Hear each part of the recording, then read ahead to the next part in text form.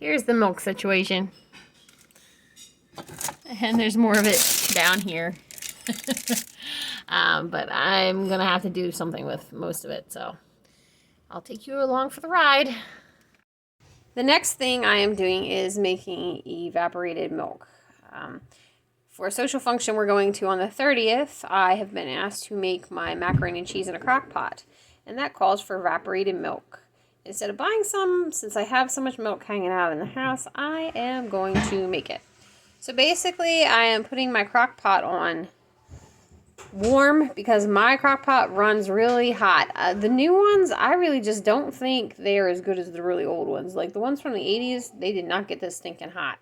So I put it on warm, and it'll evaporate out probably about 8 hours or so, and this will be reduced by half. And then I can use that to make my macaroni and cheese.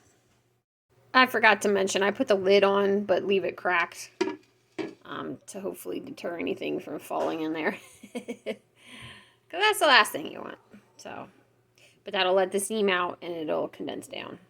The condensed milk the next morning, it's got a little skin on it.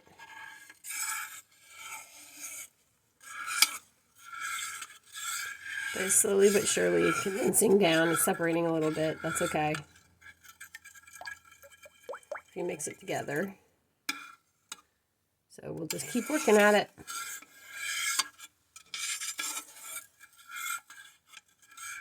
I have decided that I am going to turn my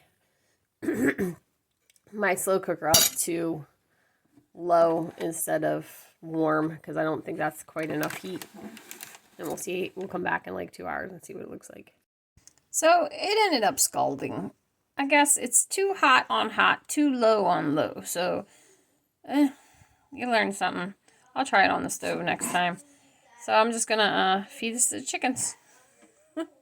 And that's what I did the last 2 days with all the milk. Actually, this was the only thing I did today. Everything else, like all of the cheese and yogurt and starting this, was all yesterday. But anyway, if this kind of thing is interesting to you, like and subscribe, and I'll see you next time. Bye!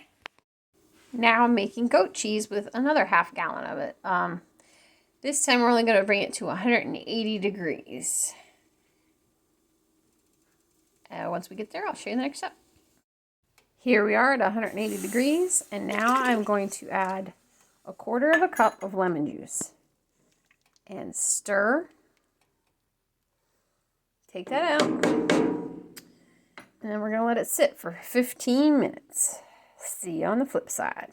It did not separate enough for my liking, so I added more lemon juice, and now it's starting to separate a lot better. So I'm going to let that sit for another 10 minutes, and then I'm going to come back to it. Now they are good and separated, and we are going to pour them into a lined colander. Here they are in the colander that I lined with an old handkerchief, clean one.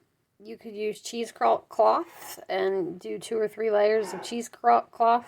It's just never made much sense to me to use several layers of a loose weave when you could just use something a little more substantial. I really don't know if maybe there would be a reason you would use cheesecloth instead of something like this. But it works for me. Of course, I haven't done any more complicated cheese than this. So if you know why, leave a comment in the comment section to let me know why you would use cheesecloth instead of just a regular piece of cotton. And I have tied it and hung it from our cabinet fronts, and I'm letting it drip into this pot. I'll let it go until it stops dripping, because I'd like to keep it a little bit a softer curd. I don't want it harder. I made some the other day that was a little too hard because I let it hang overnight.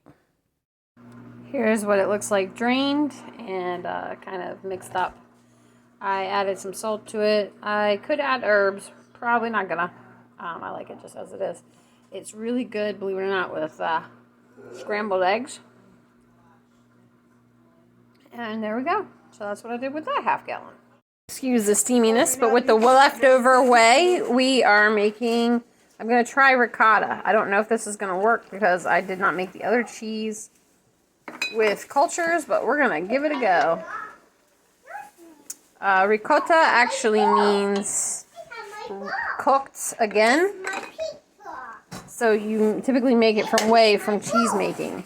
But since the cheese that I made before wasn't cultured or made with rennet, I don't know that this is going to work. So it's an experiment. If not, we'll give it to the chickens. So to my whey, I added 2 tablespoons of vinegar. So we'll see how it works. Let it sit for a spell. You can see it made barely any curds at all. Hardly any to speak of, which is what I suspected would happen since the other cheese was made by adding an acid to it. So, but you never know until you try. And all I'm out is a little vinegar. Not a big deal. The rest of that whey will go to the chickens, and so it won't be a waste at all. That's what I'd like to encourage you to try stuff. Not really add anything to give it a try. Here's a half gallon of it that I already took out, so that footage was missing a half gallon. And I am going to turn this into yogurt. Those chunks there are ice because towards the back of the refrigerator things get frozen. So first we're going to warm this up, and then we will add some commercial yogurt because I did not want to purchase cultures online. So I am taking a risk by making it that way instead of just buying cultures, but that's what we're doing. So you want to bring this to 200 degrees, which is almost there, and then you're going to let it cool to 110 to 115 degrees. The reason for raising the temperature and then dropping it is that if you bring it to the 200 degrees and then let it cool, it will coagulate as a solid as opposed to in little tiny little chunks. So that's what we want, is a blob of yogurt, not little tiny ricotta type things. To the 2 quarts of yogurt or of milk, I'm going to add a half a cup of yogurt. However, they say to dilute the yogurt with some milk. I don't understand, but since the ubiquitous they say to do it, I'm going to do it. It makes 0 sense to me. I don't know if maybe it makes it like... I understand why you would do this for like eggs and things to keep them from curdling when you add them to something hot, but this makes 0 sense to me, like 0. But we're doing it. And then we're going to add it to the milk. This is something new for me. I am going to try to use my dehydrator to incubate the yogurt. I turned it down to 110 degrees, 115, somewhere in there. And we're going to let this sit over about 8 hours or so. And so this is something new. Usually I put it in a cooler with some towels. So we'll see. The moment of truth on our yogurt. It worked. See it separated? That's the whey. That's fine. You can just mix it back in. And we have yogurt. You can flavor this with, because it's a plain yogurt, so flavor it with fruit or however you like to do.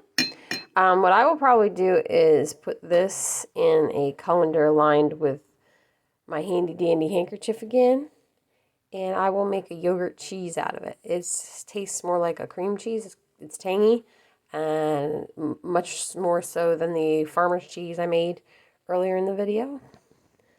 But there we go. Yay, it worked.